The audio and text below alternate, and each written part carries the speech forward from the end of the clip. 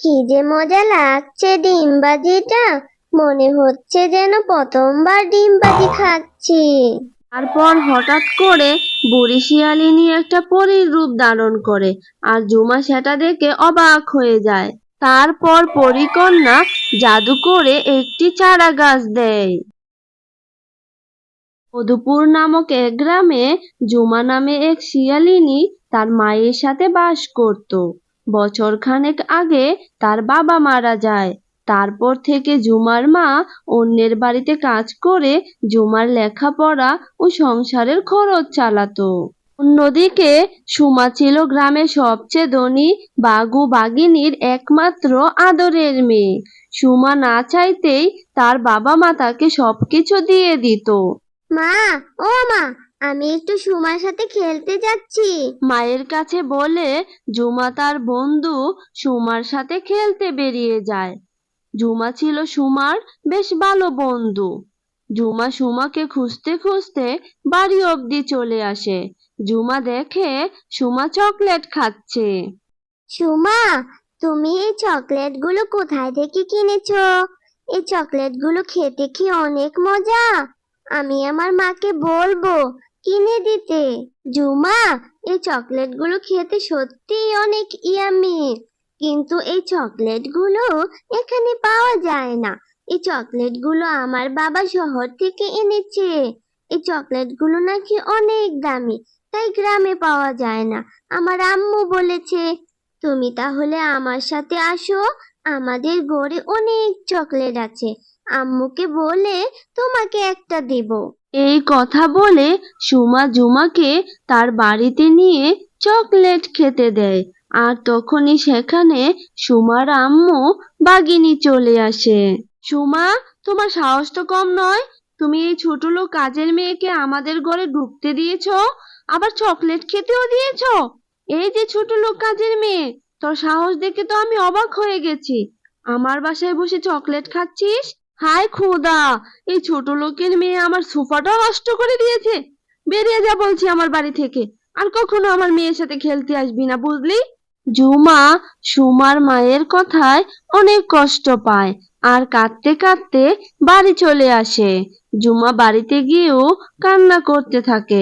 তার কান্নার শব্দ শুনে তার মা আসে। কি হয়েছে জুমা মা? তুই এইভাবে কাঁদছিস কেন? তুই না সুমার সাথে খেলতে গিয়েছিলি? বল আমাকে কি হয়েছে? মা, আমি আর সুমার সাথে খেলতে পারবো না।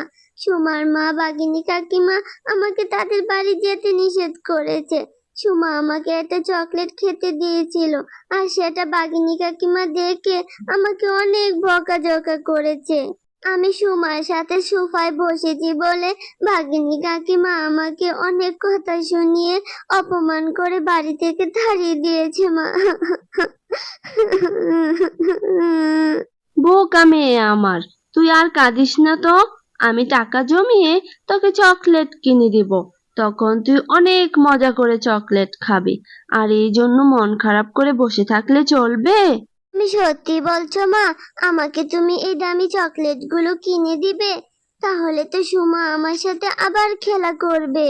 এই কথা বলে জুমা তার কান্না থামিয়ে দেয়। রুমা, তুই বাড়িতেই থাকিস। আমি একটু বাহিরে কাজে যাচ্ছি। তোর জন্য ডিম ভাজি করে রেখে গেলাম, তুই সেটা খেয়ে নিস। আমি তাড়াতাড়ি ফিরে আসব। এই কথা বলে জুমার মা কাজে চলে যায়। আর জুমা উঠানে বসে ডিম ভাজি খেতে থাকে। লা লা লা লা লা, কি যে মজা লাগছে ডিমবাজিটা। মনে হচ্ছে যেন প্রথমবার ডিমবাজি খাচ্ছি। জুমা এইসব বলে যখন ডিমবাজি খাচ্ছিল, তখন এক বুড়ি শিয়ালিনী ক্ষুধার্ত অবস্থায় জুমার বাড়িতে আসে। দিদি ভাই, কি খাচ্ছিস? আমাকে তোর খাবারগুলো খেতে দিবি? আমি যে কয়েকদিন ধরে না খেয়ে আছি। ও মা, তুই তো দেখছি ডিমবাজি খাচ্ছিস। ইস, কতদিন হয়ে গেল ডিমবাজি খাই না। বুড়িমা, তোমাকে আর কিছুই বলতে হবে না। তোমাকে দেখেই তো বুঝে গেছি তুমি কয়েকদিন ধরে কিছুই খাওনি। এই নাও বুড়িমা, আমার ডিম ভাজা খেয়ে দেখো, অনেক মজা হয়েছে।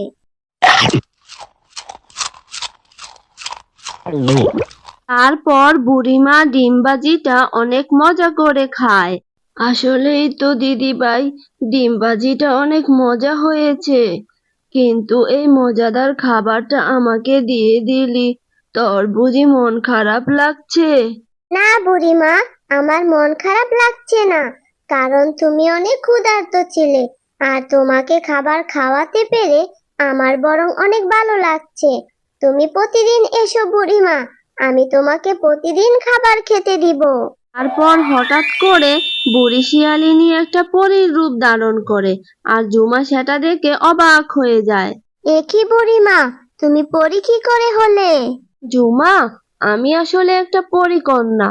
আমি বৃদ্ধ সেজে তোমাকে পরীক্ষা করছিলাম, তুমি গরিব বৃদ্ধদের কতটুকু সাহায্য করো, কিন্তু তুমি পরীক্ষায় ফাঁস করেছো।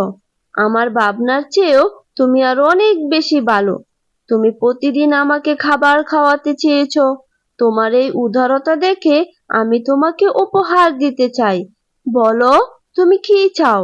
আমি তোমাকে সেটাই দিব। পরি, আমি তোমার কাছে তেমন কিছুই চাই না। অনেক দিন ধরে আমার চকলেট খেতে মন চাইছিল, কিন্তু আমার মা টাকার অভাবে আমাকে চকলেট কিনে দিতে পারে না। তাহলে তুমি আমাকে একটা চকলেটই দাও।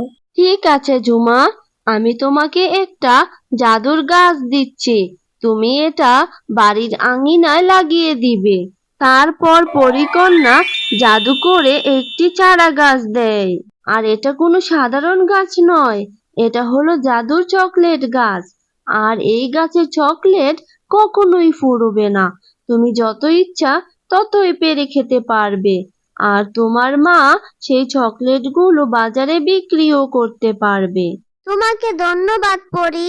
এই কথা বলে পরি সেখান থেকে চলে যায়। তারপর জুমা বাড়ির আঙিনায় চকলেট চারাগাছটি রোপণ করতে থাকে। আর তখনই তার মা বাড়ি ফিরে আসে। কি রে জুমা, আঙিনায় তুই কি রোপণ করছিস? আর এটা কিসের চারা? দেখে যেন কেমন অদ্ভুত অদ্ভুত মনে হচ্ছে। আরে মা দাঁড়াও, আমি তোমাকে সব খুলে বলছি।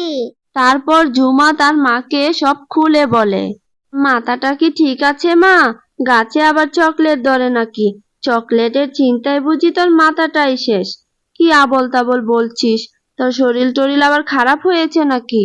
এইসব কথা বলে মা ঘরে চলে যায়।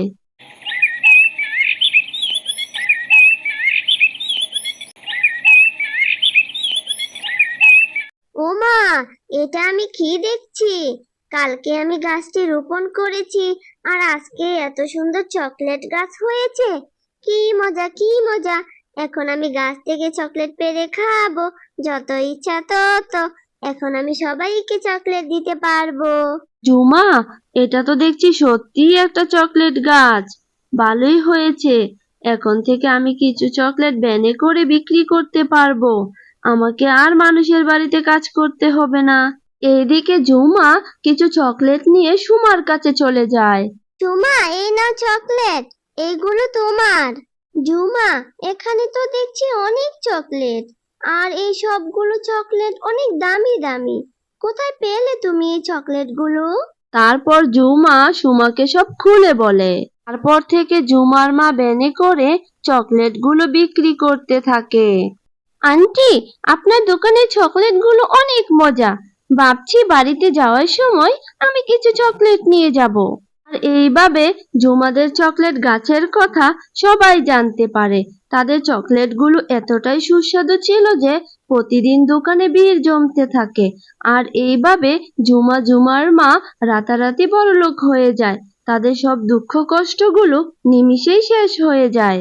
হ্যালো বন্ধুরা, গল্পটি ভালো লেগে থাকলে চ্যানেলটা সাবস্ক্রাইব করে দিও, আর পাশে থাকা বেল আইকনে প্রেস করে আমার পাশেই থেকো। ধন্যবাদ সবাইকে।